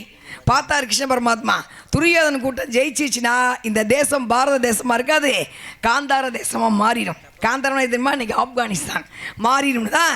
அவர் பஞ்சகத்தால் என்னத்தை துரியோதனை வீழ்த்தினார். அதில் பலிகடாவானது கர்ணை. அவ்வளோதான். நன்றிக்காக கூட இருந்தே நன்றியை மறக்கூடாதுக்காக மரணத்தை வாங்கிட்டாரு. அது தவறு இல்லையே, சொல்லுங்க. நல்ல விஷயம். ஏன்னா இப்போ ராமாயணத்தை பற்றி பேசுகிறோம்னா ஆஞ்சநேயர் கேட்டுக்கிட்டு பாரு அப்படின்னு ஒரு விஷயம் சொன்னீங்க, அது உண்மைதான். இப்போ ராமனை பற்றி சீதையை பற்றி பேசுகிறோம் அப்படின்னா கூட்டத்தோட கூட்டமாக இறந்து ஆஞ்சநேய பெருமானாக அப்புறம் கேட்பதாக ஒரு ஐதீகம் இருக்கிறது. இப்படி தான் பாருங்கள், துளசிதாசராகப்பட்டவர் தன்னுடைய சீடர்களுக்கு ராமாயணத்தை பற்றி எடுத்து சொல்லிக்கிட்டு இருக்கிறார். அப்படி சொல்லும் பொழுது தன்னுடைய சீடர்களுக்கு ஒரு விஷயத்தை சொல்கிறார். ஆஞ்சநேயராகப்பட்டவன் கடல் கடந்து அசோகவனத்திற்கு செல்லும் பொழுது அங்கு பூத்திருந்த மலர்கள் அனைத்தும் சிவந்த நிற மலர்களாக இருந்தது அப்படின்னு தன்னுடைய சீடர்களுக்கு குருவாகப்பட்ட துளசிதாசர் சொல்லிட்டு இருக்கிறார். அப்போ பாருங்க, கூட்டத்திலிருந்து ஒருத்தர் எழுந்து வந்தார். துளசிதாசரே, நீர் சொல்வது தவறு. அங்கிருந்தது சிவந்த நிற மலர்கள் கிடையாது, வெள்ளை நிற மலர்கள். அப்படின்னு அந்த கூட்டத்திலிருந்து வந்தவர் சொன்னார். அப்போ துளசிதாஸ் நீங்கள் யார் முதல்ல அப்படின்னு கேட்குறாரு. அப்போ தான் நான் தான் ஆஞ்சநேயன், இலங்கைக்கு சென்று அசோகவனத்தில் சென்று சீதை பார்த்தது நான் தான். அங்கு பூத்திருந்த மலர்கள் அனைத்துமே வெள்ளை நிற மலர்கள் அப்படின்னு ஆஞ்சநேயர் சொல்கிறார். கிடையாது, சிவந்த நிற மலர்கள் அப்படின்னு துளசிதாசர் சொல்கிறார். 2 பேருக்கு வாக்குவாதம். இதுக்கு நீதிபதியாக யாரை நியமிப்பது அப்படி சொல்லி 2 பேரும் யோசனை பண்ணுறாங்க. அப்போ ஆஞ்சநேயர் சொல்கிறாரு, ஸ்ரீராமனையே கூப்பிடலாம் அப்படின்னு ஸ்ரீராமனை அழைக்கின்றார்கள். ராமச்சந்திரமூர்த்தி வருகின்றார். அப்போ உங்கள் பிரச்சனை என்ன அப்படின்னு கேட்குறார். அசோகவனத்திற்கு சென்றேன், அங்கு பூத்திருந்த மலர்கள் வெண்மை நிற மலர்கள் அப்படின்னு ஆஞ்சநேயர் சொல்கிறார். உம்முடைய வாதம் என்ன? இல்லை, அங்கு பூத்திருந்த மலர்கள் சிவந்த நிற மலர்கள் அப்படின்னு துளசிதாசர் சொன்னார். அப்போ தான் ஸ்ரீராமன் சொல்கிறாரு, ஆஞ்சநேயா, துளசிதாசா, நீங்கள் இருவர் சொல்வது உண்மைதான் அப்படின்னார். ஆஞ்சநேயருக்கு புரியலை. என்னடா இது, ராமச்சந்திரமூர்த்தி இப்படி சொல்கிறாரே, நாம தானே போய் பார்த்தோம், அங்கே இருந்தது எல்லாமே வெள்ளை நிற மலர் தானே அப்படின்னு ஆஞ்சநேயர் யோசனை பண்ணிக்கிட்டு இருக்கிறார். சரி, ஸ்ரீராமன்ட்டே கேட்டுருவோம் எப்படின்னு அப்படி தீர்ப்பு சொல்லக்கூடிய நீதிபதியாக இருக்கக்கூடிய ஸ்ரீராமனிடம் கேட்கின்றார். அது எப்படி சிவந்த நிற மலர்களாக அங்கு மாறியது, என்ன காரணம் அப்படின்னு கேட்குறார். அப்போ தான் ஸ்ரீராமனாகப்பட்டவர் ஆஞ்சநேயருக்கு விளக்கமாக எடுத்து சொல்கிறார். வேற ஒன்றுமில்லை, நீ இலங்கைக்கு செல்லும் பொழுது இலங்கையை எரித்து விட்டு ஒரு பயங்கரமான கோபத்தோடு சீதை பார்ப்பதற்காக அசோகவனத்திற்கு சென்றாய். கோபம் வந்துட்டாலே கண்கள் சிவந்துரும். கிராமங்களில் சொல்லுவாங்க, காமாலக்காரன் கண்ணுக்கு கண்டதெல்லாம் மஞ்சள் அப்படின்னு. மஞ்சள் காமாலை யாருக்கும் வந்திருக்குன்னா அவங்க பார்க்குற பொருள் எல்லாமே மஞ்சளாக தான் தெரியுமா. அது மாதிரி உன்னுடைய கண்கள் அந்த நேரம் சிவந்திருந்தது. ஆனால் உண்மையிலே அங்கே இருந்தது வெள்ளை நிற மலர்கள் தான். உன்னுடைய பார்வைக்கு உன் கண் சிவந்திருந்த காரணத்து கோபத்தில் பார்க்கும் பொழுது கண் சிவந்திருக்கும். அந்த கோப பார்வையின் காரணமாக அங்கு பூத்திருந்த வெள்ளை நிற மலர்கள் வெண்மை நிறம், உன்னுடைய பார்வைக்கு அது சிவந்த மலர்களாக தெரிந்தது அப்படின்னு ஸ்ரீராமனாகப்பட்டவர் அன்று அந்த இடத்திலே அந்த ஆஞ்சநேயனுக்கும் துளசிதாசருக்கும் தீர்ப்பு கூறினார். இப்படி ராமாயணத்தை பற்றி பேசணும் அப்படின்னா நீங்கள் சொன்ன மாதிரி அவர் வந்து கூட்டத்திலிருந்து எழுந்து வந்து கேட்பதாக ஐதீகம் இருக்கிறது. அதே மாதிரி இப்போ ஒரு பறவைக்கு யமதர்மன் பார்த்துட்டே இருந்தார், அவருக்கு விதி முடிஞ்சு அப்படின்னு ஒரு கருத்து சொன்னீங்க. அதே மாதிரி தான் பாருங்கள், யமதர்மனாகப்பட்டவன் ஒரு வீட்டுக்கு வருகின்றார். அன்றைய தினம் அந்த மனிதனுக்கு உயிர் போகக்கூடாது, மேலாப்பில் இருக்குது அவருடைய கட்டு. எடுத்து பார்த்த உடனே அவர் உயிர் போக போகுது. அவர் என்ன பண்ணால் யமதர்மனை வரவழைத்து அவருக்கு உபசரணை பண்ணினார். அதாவது விருது உபசரணை பண்ணுறார். அப்போ விருது உபசரணை பண்ணோன்னே நீங்கள் சொன்ன மாதிரி உண்டை வீட்டுக்கு 2 நினைக்கக்கூடாது அப்படின்னு கர்ணன் சொன்னான். அவருடைய தாய் அழைக்கும் பொழுது அதே மாதிரி இவர் யமதர்மன் என்ன நினச்சாரு, சரி நமக்கு விருந்து உபசரணைகள் செஞ்சுட்டான் இந்த மனுஷன், அவனை ஏன்னா நம்ம எப்படியாவது உயிரை பறிக்க வேணாம், இந்த முறை அவனை விட்டுட்டு போகலாம் அப்படின்ற ஒரு நல்ல எண்ணம் அவருக்கு வந்துச்சு. இவன் என்ன பண்ணா, யமதர்மன் அந்த பக்கம் போனோடனே இவன் மேலே இருந்த அந்த கட்டை எடுத்து அடியில் வச்சு விட்டான். அப்போ அவர் என்ன பண்ணார், யமதர்மனை போயிட்டு வந்தவர், இன்றைய தினம் நீ எனக்கு உபசரணைகள் செய்த காரணத்தினாலே உனக்காக மேலே இருக்கக்கூடிய கட்டை எடுக்காம அடியிலிருந்து எடுக்கிறேன் அப்படி சொல்லி கீழே இருந்து எடுத்தார். கீழே இருந்து எடுத்தால் அவனுடைய பேர் வந்துருச்சு. அப்போ நீங்கள் சொன்ன மாதிரி அந்த இடத்துலையும் விதி அப்படிங்கிறது நிர்ணயிக்கப்படுகிறது. இப்படி கருத்துக்களை பேசலாம். வாழ்க்கை வந்து விதி மதிங்கிறவள் தான் ஓடிக்கிட்டு இருக்காது. ராமாயணமாக இருக்கட்டும், மகாபாரதமாக இருக்கட்டும், எல்லாமே வந்து ராமாயணம் வந்து சொன்னாங்க, கடைசியில் சொல்லுவாங்க, சீதாதேவி வந்து மானை பார்த்து ஆசைப்பட்டு போனாங்க. அந்த அம்மாவுக்கு தெரியாதா அது மாயம்மான்னு? அது பொன்னிறமான மான். பெண்களுக்கு தெரியாதா? பெண் வந்து குறிப்பெறியும் தன்மை பெண்களுக்கு அதிகம் உண்டு. பக்கத்தில் இருக்க ஆண்மகன் வந்து எந்த எண்ணத்தில் பக்கத்தில் நிற்கிறாருங்கிறதே பெண்களுக்கு தெரியும். அப்போ பெண்ணுக்கு தெரியும் அது வந்து மாயமான்னு தெரியும். மாயமான் வந்து ராமன் தேடிக்க போகிறாரு, அவரால் ஒன்றும் பண்ண முடியல. ஏன்னா அது மாயமான். உண்மையான மானம் தான் பிடிச்சிருக்க முடியும், அடிச்சிருக்க முடியும். மாயமான் அது முடியுது. அப்போ கஷ்டப்படுறாங்க. மகாபாரதத்துலேயும் வந்து தர்மர் பிடிக்க முடியல. மாயம் தானே, மாயமான் தான், மாயம் தானே. மாரிசன் வரலையே, மான் தானே வந்துச்சு. மாரிசன் வரல, மான் தான் வந்துச்சு. அப்போ அது மாயமான மாறி வந்தான். மாயா தான் மாரிசன் வரல, மான் தான் வந்தாரு. சரிங்களா? இப்ப மகாவிஷ்ணு வந்து ராமன் தான் சொல்லி மகாவிஷ்ணு ஆமா சொல்றீங்க. வள்ளியம்மா வள்ளியம்மா ஒரு சின்ன விஷயம். இந்த ஐயா இருக்கார் இல்லையா, அவர் உள்ள இருக்கும்போதே ஒரு விஷயம் அவங்க ரெண்டுக்குள்ள ஒரு வாக்குவாதம் வந்துச்சு. என்னது அது என்ன விஷயம் அப்படின்னா, இவர் என்ன சொன்னார் அப்படின்னா, வள்ளி வந்து மானுக்கு பிறந்தது அப்படின்னு இவர் சொன்னார். சரி, அவர் அப்படி கிடையாது, அதெல்லாம் இல்லை, அதுக்கு சம்மந்தமே இல்லை அப்படின்னு அவர் சொன்னதான் உண்மை. அதுக்கான காரணத்தை சும்மா நீங்க சொல்லுங்க, நான் அவருக்காக கேட்குறேன், சொல்லுங்க. இல்லை கண்டிப்பா அப்பா இல்லை, நான் வந்து இது வந்து ஒரு விஷயம் என்னன்னா அவங்களுக்காக இப்போ பேச இல்லை இல்லைண்ணே, நீங்கள் கொஞ்சம் தெளிவாக இருங்க அண்ணே. நீங்கள் பேசுங்க, நான் பேசுகிறேன். நான் அதுக்காகத்தான் கேட்டேன். அவங்க ரெண்டு பேரும் அவங்க உள்ள ஒரு வாக்குவாதம். நீங்கள் சில விஷயங்கள் வந்து ஒரு பொய்யை அண்ணே நான் பேசுகிறேனே கேட்டுக்கங்கண்ணே. நான் பேசும்போது நீங்கள் கேளுங்க, இல்லை நீங்கள் பேசுங்க, நான் கீழே வந்து உட்காந்து நீங்கள் வந்து மேலே இருந்து பேசுங்க, சரிங்களா? ஒரு சில விஷயங்கள் வந்து அவங்களுக்கு ஒரு பொய்யை வந்து ஒரு 100 பேர் சொன்னால் அது நிஜமாயிடும். நல்லா கவனிச்சுக்க. ஒரு பொய்யை வந்து இப்போ நான் 2 உதாரணம் சொல்கிறேன், நீங்களே ஏற்றுக்குவீங்க. ஒரு பொய்யை வந்து திருப்பி சொல்ல அது உண்மையாயிடும், சரிங்களா? நம்பிராஜன் வந்து மகாவிஷ்ணு ஒரு பக்தன். நம்பிராஜன் சாதாரண ஆள், நம்பிராஜனே போடுற கிடையாது நடத்தலாம், அது வேறு விஷயம், சரிங்களா? அவர் ஒரு பக்தன். என்ன பண்ணுறாருன்னா, எனக்கு மகாலட்சுமி அவதாரத்தில் எனக்கு ஒரு பெண் வேணும் அப்படின்னு கேட்குறார். பெண் மகள் வேணும்னு கேட்குறார். 7 ஆண் குழந்தைகள், பெண் மகள் வேணும்னு கேட்குறார். அப்போ பெரியாழ்வாருக்கு வந்து ஆண்டாள் வந்தாங்க பாருங்க, பெரியாழ்வாருக்கு ஆண்டாள் வந்து பிறந்தாங்க பாருங்க, துளசி வந்து அது மாதிரி மான் நிற்க வள்ளி பெருந்தகை நாச்சியார், இவங்க பேர் வந்து வள்ளி பெருந்தகை நாச்சியார். மான் நிற்க வள்ளிக்கிழங்கு தோன்றிய அந்த வள்ளிக்கிழங்கு தோன்றிய கொடியை உடம்பிலே சுற்றி குண்டலம் கொடிவளை குதிங்கால் சிலம்பு கால் தண்டை இவையனத்து தரித்து தவழ்ந்தவள் கனகவேங்கை பூங்குரத்தி. தவழ்ந்தவள் பிறந்தவள் அல்ல. என்னன்னா அந்த குழந்தை வந்து போய் காட்டுக்குள்ள அழுதுகிட்டு இருக்கும்போது மான் வந்து பார்க்குது ஆச்சரியமா. மான் நிற்க அவள் தவளை. இதை என்ன பண்ணிட்டாங்க காலப்போக்கில் மான் போட்ட குட்டி மான் எப்படி போடும்? மான் எப்படி வந்து ஒரு பெண் குழந்தையை பெற்று எடுக்கும் சொல்லுங்க? மானு ஒன்று சார் மான். அப்போ இதுதான் உண்மை. இது காலப்போக்கில் என்னென்னா மான் போட்ட குட்டின்னு ஒருத்தர் எழுத. இதுக்கு உங்களுக்கு நான் விளக்கம் சொல்கிறேன். நாரதருக்கு வள்ளிக்கு சந்திப்பே கிடையாது, சரிங்களா? நாரதர் வள்ளி சந்திப்பு கட்சி பச்சை இருந்த கந்த புராணத்தில் கிடையாது. எனக்கு இவருக்கு சந்திப்பே கிடையாது. கட்சி பச்சை இருந்தால் கந்த புராணத்தில். அந்த கந்த புராணத்தை படித்தார் பாருங்க சங்கரதாஸ் சுவாமி. அவர் என்ன பண்ணுறாரு, இந்த புராணம் நல்லா இருக்குது, இதை ஒரு நாடகமாக போடுவோம்னு வள்ளி நாரதரை சந்திக்க வச்சார். சங்கரதாஸ் சுவாமி எப்போ பிறந்தார்? 1867 பிறந்து 1920 மரணம் அடைந்த ஒரு மனிதன். அவர் தான் வள்ளி நாரதரை சந்திக்க வச்சார். இப்போ நாடகத்தில் வந்து நாரதர் இல்லைன்னா ஏற்றுக்குவீங்களா? அப்போ எது உண்மையாயிடுச்சு? இதுதான் உண்மையாயிடுச்சு, சரிங்களா? இது காலப்போக்கில் மாறியது. வள்ளி வந்து வேலூர் மாவட்டத்தில் அரசாட்சி புரிஞ்சிருக்காங்க, வேலூர் மாவட்டத்தில் இருந்திருக்காங்க. ஆமாம், அங்கேயும் இருந்திருக்காங்க. அதுக்கு அங்கே நீங்கள் இன்றைக்கி போனீங்கனாலும் வேலூர் மாவட்டம் வள்ளியூர் அங்கே போனீங்கன்னா, நான் முதலே பேசினேன், யாரும் கொஞ்சம் கவனிக்கல நிறைய பேர். அங்கே வள்ளி மஞ்சள் தைச்சி குளிச்ச இடம், நீ மூங்கில் நெல் காய போட்ட இடம், யானை தந்தை தச்சு இடிச்ச இடம் அங்கே இருக்குது. இது போக இலங்கை கதிர்காமம் போனீங்கன்னா அங்கே தான் வந்து யானை வந்து துரத்துனார்ல, இந்த கதையின் முடிவில் வரும்ல, யானை வந்து விநாயகர் மாறி அந்த அங்கே இருக்குது கதிர்காமத்தில். அப்போ அந்த வள்ளியார் இந்த வள்ளியார் இருக்குல்ல, பிறப்புகள் மாறுது இல்லை. அப்போ வந்து அந்த அம்மா மகாலட்சுமி மாறு, அவள் தோன்றியவள், பிறப்பு கிடையாது. இது நம்பிராஜன் ஒரு மன்னன், நம்பிராஜன் ஒரு காட்டுக்குள்ளே வேட்டையாடுற மன்னன். அவர் வந்து குழந்தை இல்லை, 7 பையன் இருக்கான்.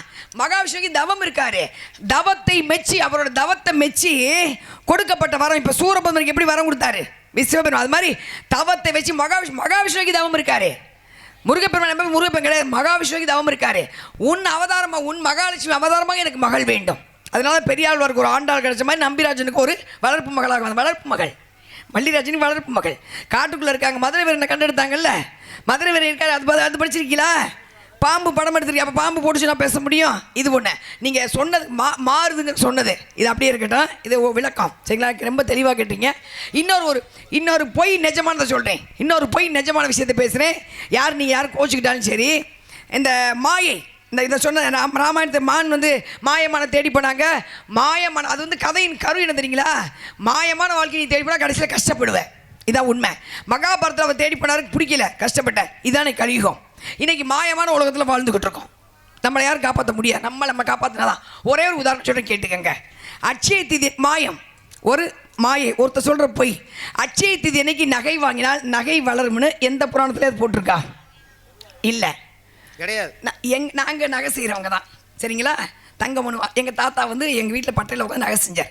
எனக்கு விவரம் தெரிஞ்சு யார் அட்சய தினைக்கு வந்து நகை கொண்டாந்து செஞ்சு யாரும் செய்ய மாட்டாங்க.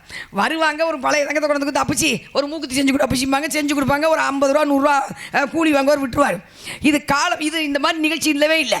ஒரு 10 வருஷத்துக்கு முன்னாடி இது எப்படி மாறுச்சுன்னா இது உண்மை அட்சய தினைக்கு உண்மையான விஷயம் என்ன தெரியுங்களா? மகாபாரதத்தில் திரௌபதி வந்து அழுவாங்க.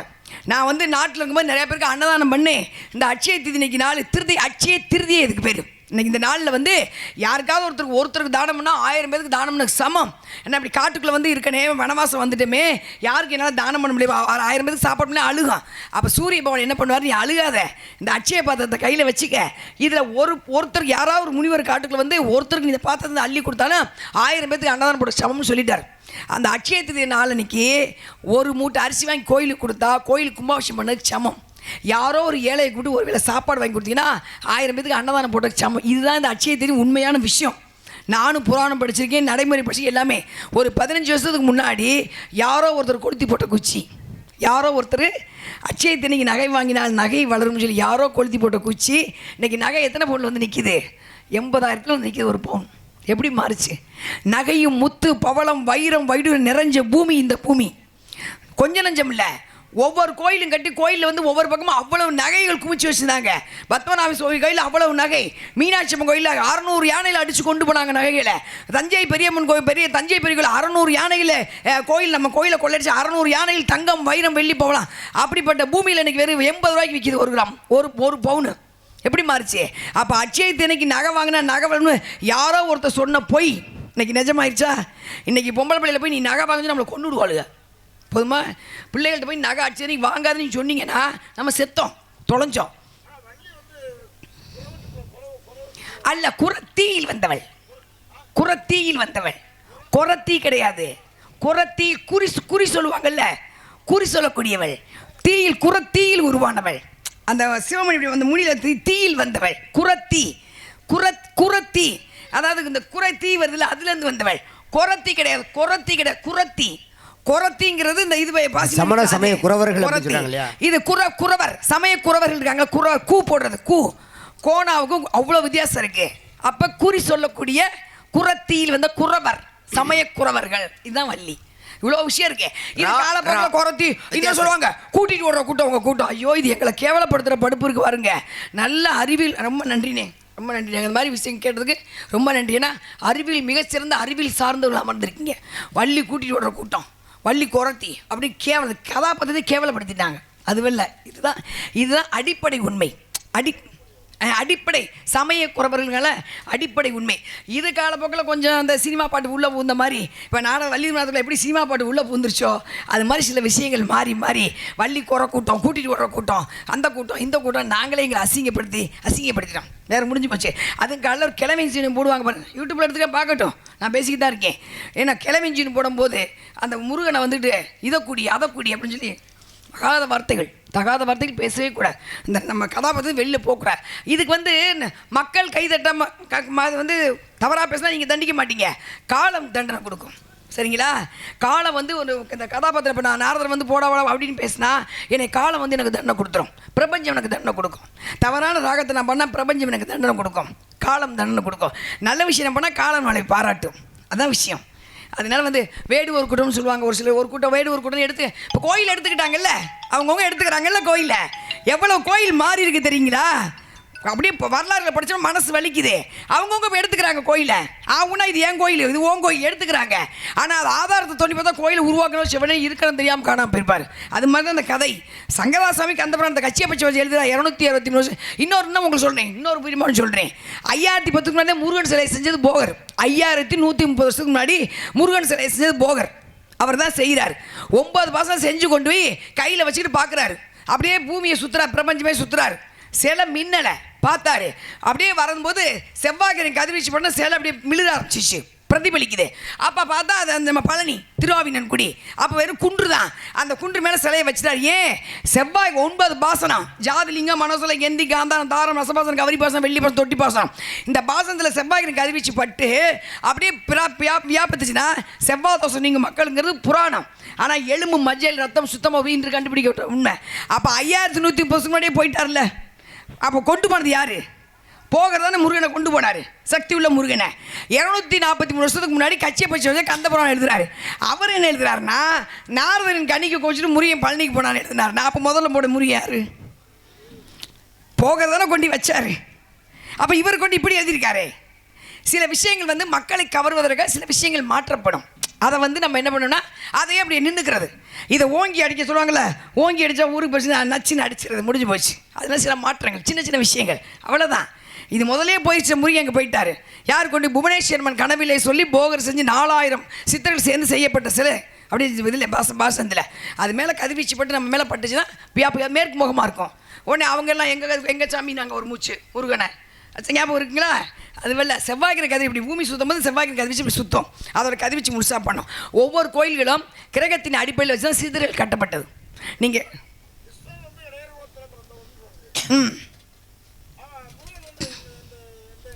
முருகன் வந்து சிவனின் கண்ணில் தீப்பொறியா வந்தவர். குலமே கிடையாது அவருக்கு. குலம் ஆதியும் சிவம் அந்தமும் சிவம், ஆதியும் சிவம் அந்தமும் சிவம். சிவனுக்கு அம்மா அப்பா கிடையாது. அவருக்கு வந்து ஒளி தான் அவருக்கு. ஓம்ங்கிற பிரபஞ்சம் சத்தம். அந்த ஓம்ங்கிற சத்தம் தான் சிவன். எங்க? ஆதியும் சிவம் அந்தமும் சிவம். பராபரத்திலே பரம் தோன்றி பரத்திலே சிவம் தோன்றி, அப்ப சிவத்திலே சக்தி தோன்றி, அந்த சிவனின் நெற்றிக்கையில் வந்து சிவன் நம்ம என்ன ஜாதின்னு சொல்ல முடியும்?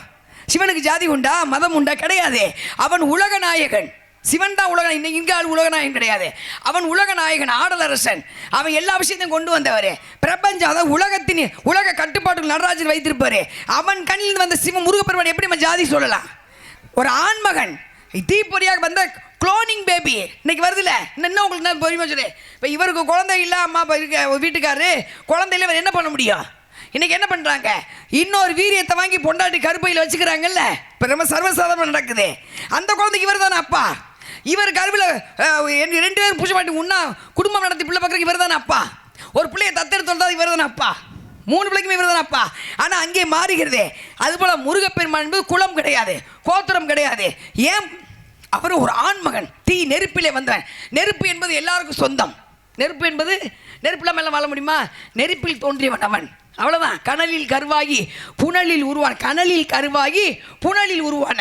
கனலில் கருவாகிறாரு, புனலில் உருவாகிறார். கனல்னா என்ன? நெருப்பு. புனல்னா நீர். அப்போ பஞ்சபூதங்களில் 2 வந்தவர். இவன் எப்படி வந்த ஜாதி சொல்ல முடியும்? அது சும்மா சொல்லப்பட்ட விஷயம், மக்கள் ஒரு விருப்பத்துக்காக. அதான் முதலே போயிட்டாரே. குன்று இருக்கும் இடமெல்லாம் குமரன் இருக்கிற குண்டா பத்திரத்தில் குமரன் இல்லையா? பக்தி குன்றாமல் யார் இருக்கிறார்களோ அவர்கள் மனதிலே இருப்பவன் முருகப்பெருமான், அவ்வளோதான். பக்தி குன்றாமல் குன்று பக்தி குன்றாமல் யாருக்கா அவரோட இருக்க வேண்டியதான் முருகப்பெருமான். இதுதான் உண்மை. என்னன்னா உங்களை வந்து சினிமா பாட்டு கேட்குறீங்கல்ல, சினிமா பாட்டு கை தட்டுறீங்கல்ல, அன்பளிப்பு கொடுக்குறீங்கல்ல, அது மாதிரி தான் இந்த மாதிரி ஒரு விஷயங்களை கொண்டு வந்தால் ஒருத்தர் ஒரு காரணத்தை விட ஒரு சினிமா படமாக எடுத்து அதை கொண்டு வந்து முருகன் அங்கே போனார், கோச்சிக்கிட்டு ஆண்டியாக போனார். அதுவல்ல, செஞ்சதே ஆண்டியாக தானே செஞ்சார். அதுதானே உருவம். வெற்று உடமாக தான் பார்க்கணும் முருகனை.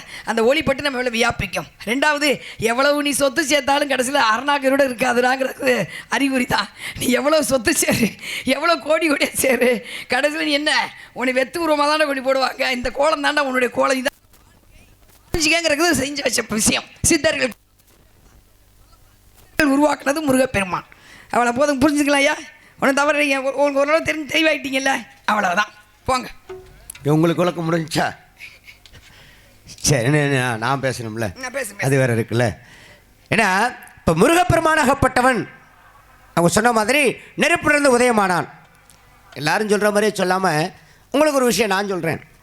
முருகப்பெருமானாகப்பட்ட நெருப்பிலிருந்து உதயமாகின்றான். அந்த தீப்பொறிகளை அக்னி பகவான் ஏந்தி வருகின்றான். அப்படி அக்னி பகவான் ஏந்தி வரும் பொழுது, ஏன்னா ஒரு குழந்தை உருவாக வேண்டும் என்றால் யாகம் நடத்த வேண்டும் என்று யோசனை பண்ணுகின்றார்கள். அப்போ சப்த ரிஷிகளை கூப்பிடுங்க அப்படின்னு சொல்லி சப்த ரிஷிகள் அழைக்கின்றார்கள். இது வந்து ரகசியம். நீங்கள் பார்த்துருவீங்க, பார்க்காத நாடகங்கள் எல்லாரும் முருகன் வர்றவங்க என்ன சொல்லுவாங்க? சிவனை நெற்றிகள் 6 தீப்பறி வந்துச்சு. 6 தீப்பறிகள் வந்து அக்னி பவன் ஏந்தவனா கங்கையில் விட்டார். கங்கை சரவணப்பிள்ளை செய்து சரவணப்பிள்ளையிலேருந்து 6 தாமரைகளில் 6 குழந்தைகள் உதயமாச்சு. 6 குழந்தைகளை காத்திய பெண்கள் எடுத்தாங்க. 6 குழந்தைகளும் பார்வதியாகப்பட்ட ஒன்றாக கட்டி அணைத்தால் 6 ரூபம் ஒரு ரூபம் மாறிடுச்சு. இப்படி சொல்லித்தான் எல்லாரும் கேள்விப்பட்டிருக்கீங்க. இப்போ அவங்க சொன்ன மாதிரி மாற்று விஷயம் இருக்கு இல்லையா? அப்போ இந்த யாகம் நடத்தும் பொழுது சப்த ரிஷிகள் வர்றாங்க. சப்த ரிஷிகள் வரும்பொழுது அவங்களுடைய மனைவிகளும் பின்னாலே வர்றாங்க. அப்படி மனைவிகள் வரும்பொழுது இதை பார்க்கின்றான் அக்னி பகவானாகப்பட்டவன். ஆகா, ரிஷி பத்னிகளில் வர்றாங்களே, அழகான பெண்களாக இருக்காங்க அப்படின்னு சொல்லி ஆசைப்படுறார். இதை பார்க்கின்றால் அவனுடைய மனைவியாகப்பட்ட ஸ்வாகா தேவி. இன்றைக்கி பாருங்கள் ஓதுவார்கள், ஓதும்போது ஓம் ஸ்வாக ஸ்வாகா அப்படின்னு ஓதுவாங்க. அப்போ இந்த ஸ்வாகா அப்படிங்கிற வந்து யார் அப்படின்னா அக்னிபாவுடைய மனைவி. இன்றைக்கி பாருங்கள், ஒரு கணவன் மனைவி இருக்காங்க அப்படின்னா அந்த கணவன் என்ன மேல் சட்டை அணிந்திருக்கின்றார், என்ன கால் சட்டை அணிந்திருக்கார் அப்படிங்கிற விஷயம் அந்த மனைவிக்கு அக்கு வேறு ஆணி வர எல்லாமே தெரியும்.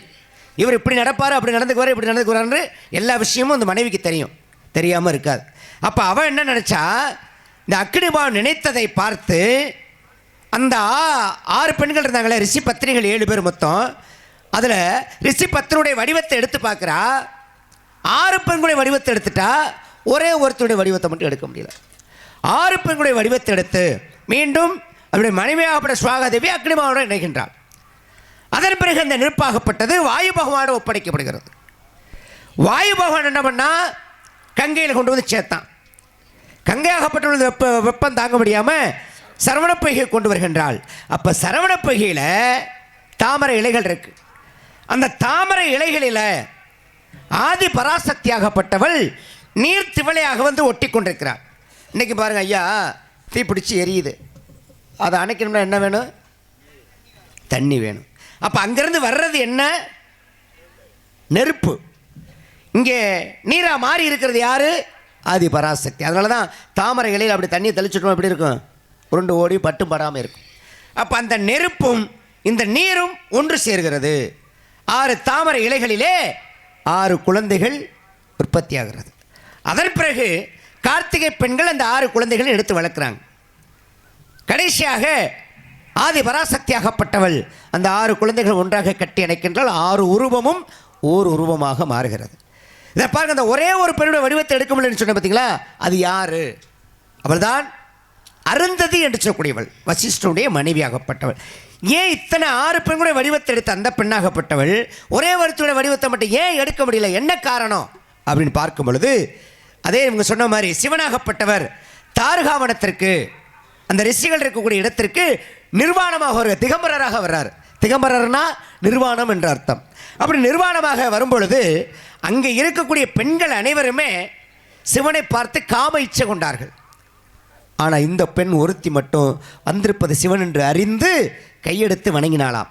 அப்போ தான் சிவன் பார்த்தார், பெண்ணே, இங்கே இருக்கக்கூடிய பெண்கள் அனைவரும் என்மேல் காம இச்சை கொண்டார்கள், ஆனால் நீ ஒருத்தி வந்திருப்பது சிவன் என்று அறிந்து என்னை கையெடுத்து வணங்கிய காரணத்தினாலே இன்று முதல் நீ கற்பில் சிறந்தவளாக இருக்க வேண்டும் அப்படின்னு சொல்லி அவளுக்கு அருந்ததி என்ற பெயரிலே நீ நட்சத்திரமாக இருக்க கடவுது அப்படின்னு சொல்லி அவளுக்கு நட்சத்திர பதவியை கொடுத்தார். அதனால தான் இன்றைக்கி பாருங்கள், திருமணம் ஆன பெண்கள் முதலாக பிறந்த வீட்டிலிருந்து பிறந்த வீட்டுக்கு போகும்பொழுது அம்மி மிதித்து அருந்ததியை பார்க்க வேண்டும் என்று சொன்னாள். அப்போ அந்த அருந்ததி எப்படி தன் எண்ணிலையிலும் தன்னிலை தவறாமல் எப்படி கற்பு நெறியோடு வந்திருப்பது சிவன் என்று அறிந்து கையெடுத்து வணங்கினாலோ, கற்பு நெறி தவறாமல் இருந்தாலோ, அதே போன்று பிறந்த வீட்டிலிருந்து புகுந்த வீட்டிற்கு செல்லக்கூடிய பெண்கள் எண்ணிலையும் தவறாமல் கற்பு நெறி தவறாமல் இருக்க வேண்டும் அப்படிங்கிற கதை.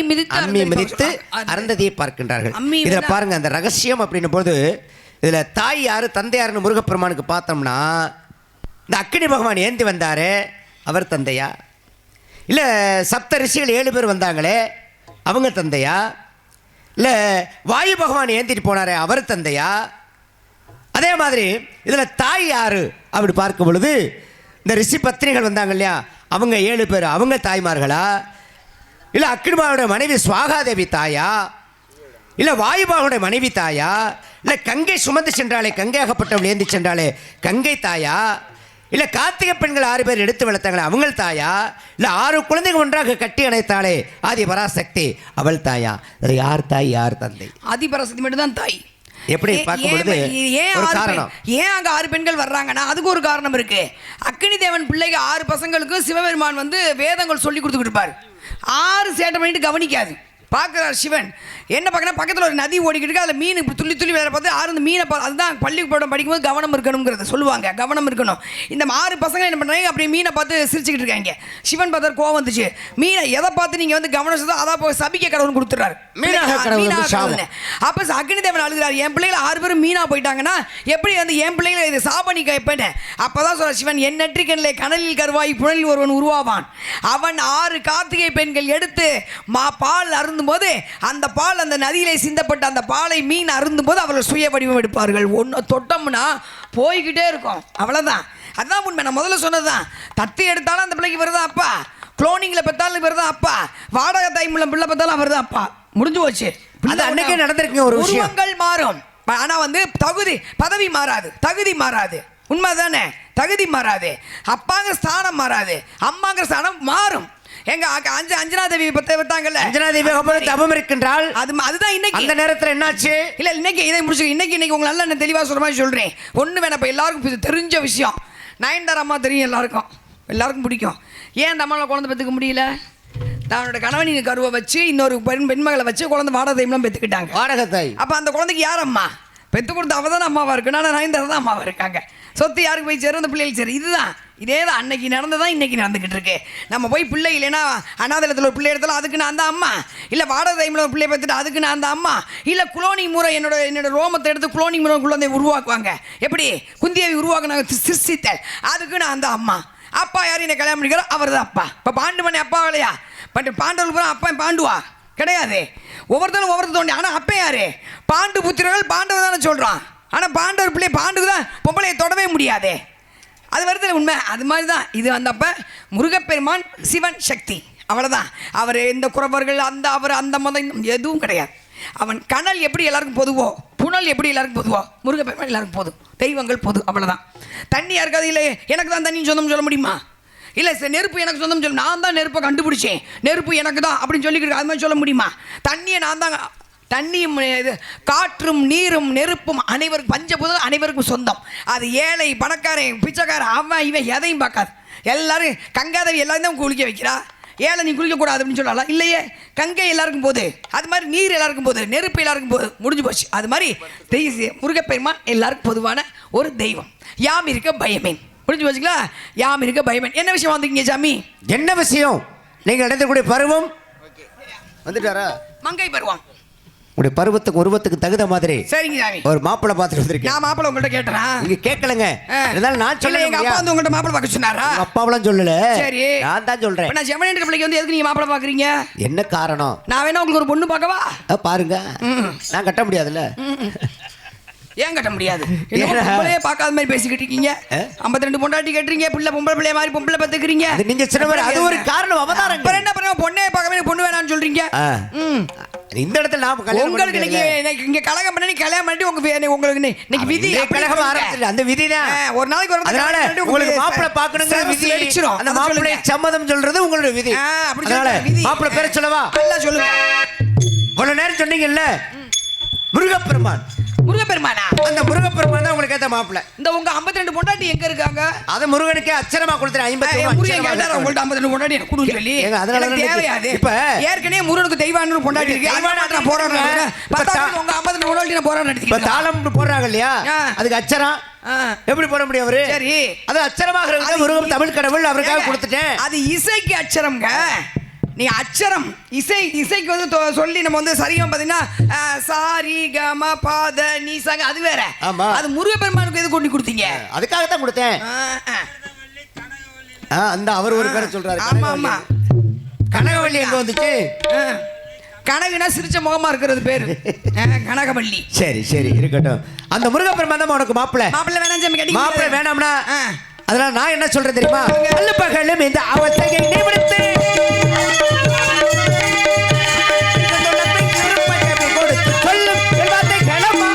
கொடுப்பதுங்கள் கோத்திரத்தில் முறையோ, கூட்டி கொடுப்பதுங்கள் கோத்திரத்தில் முறையோ, கூட்டி கொடுப்பதுங்கள் கோத்திரத்திலும் இல்லை, கூட்டி கொடுப்பதுங்கள் கோத்திரத்திலும் இல்லை, மாட்டி உன்னை காட்டி மன மூடி சொல்லும் இடத்தை கிளம்ப புரட்டு கம்பால் எறியும் முரட்டு ஜாதியின திரைப்படம் இல்லாமல் எங்கேனும் போய்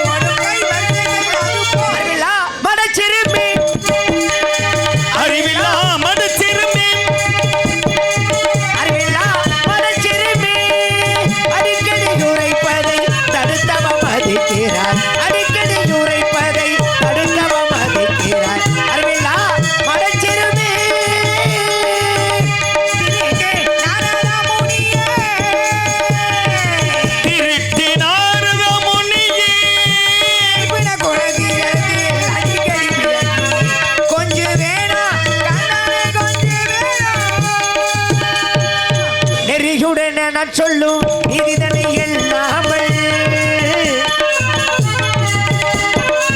நெறியுடனே நான் சொல்லும் நீதிதனை எண்ணாமல் நெறிவில் போல் நுழைந்தாய் போல் இதத்தாய் காது கொள்ளாமல் இது தகுமா நியாய வழியாகுமா இது தகுமா நியாய வழியாகுமா ஏனோ சற்றே ஞானம் இல்லை அறிவில்லா மடச்சிறுமே என்று சூரிய அஸ்தமனத்திற்கு உன்னை இந்த முருகனுக்கு திருமணம் நடத்தி வைக்கின்றேன் நடத்தி வைக்கிற திருமணம் நிச்சயம் நடக்கும் சரி வருகிறேன் நாராயண நாராயணனா முருகனை கட்டிலே ஒரு முனிய பெண் பேரை மாத்திக்குவாரு ஆமா